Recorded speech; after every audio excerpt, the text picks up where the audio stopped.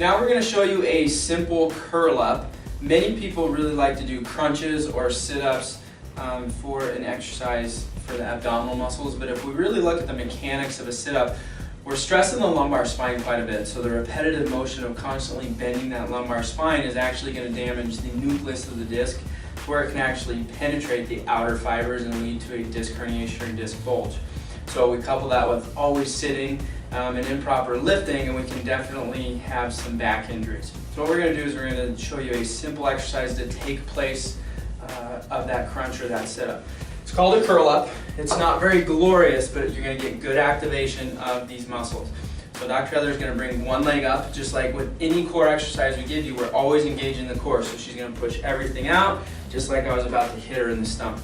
Now, just for feedback, so she knows what's happening with her spine, she's going to put her hands underneath her lumbar spine or the small of her back here. She doesn't want her low back to come up. She doesn't want it to come down. Her hands are there just for feedback. Now, what we're going to do here, when she actually comes up into kind of a crunch or curl up position, she's actually going to bend through this portion of her spine. Okay, she's not going to bend at the lumbar spine. It's going to stay nice and neutral. So she's got her core engaged, and she's just going to come up just so slightly. Okay, so you notice she doesn't come up very much. She is engaging the core. It's actually a pretty difficult exercise if you're doing it correct. The other thing I want you to notice is her chin is not jutting forward. She's keeping it nice and straight.